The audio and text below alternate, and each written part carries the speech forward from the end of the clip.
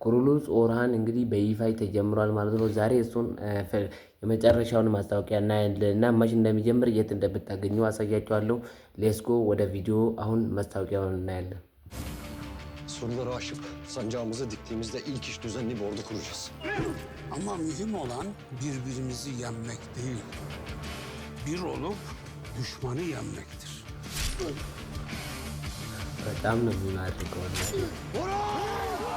Türk'ün öfkesi kabardı mı? Pusat kınında yatar mı? Buğran motor. Çok mu özlersin abi yenge?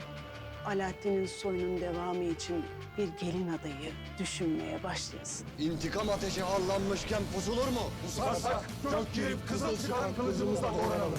Türklerle göz göze savaşıp babamızın intikamını alacağız. Bursa'yı almama mani olamayacaklar. Savaşı böyle hainlerle kazanmak istemem. Senin kabusun daha başlamadı. እንግዲህ ማስታወቂያውን እንዳያችሁት ነው። እንግዲህ በጣም የሚገርም እንደሚሆን እኔም አልጠራጠርም፣ እናንተም አትጠራጠሩ። በጣም የሚገርም ነው የሚሆነው። ከኡስማን ቤይ በጣም የተሻለ ነው የሚሆነው ማለት ነው።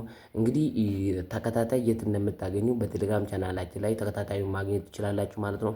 ሶ እንግዲህ በበለጠ መረጃ ፎሎውን፣ ሰብስክራይብ እና ላይክ ማድረግ እንዳይረሳ። በተከታታይ እልክላችኋለሁ። እዚህ ጋር በምትመለከቱት ዩዘር ኔም በቴሌግራም ቻናላችን ጆይን በማድረግ እዛው ላይ ማግኘት ትችላላችሁ ማለት ነው።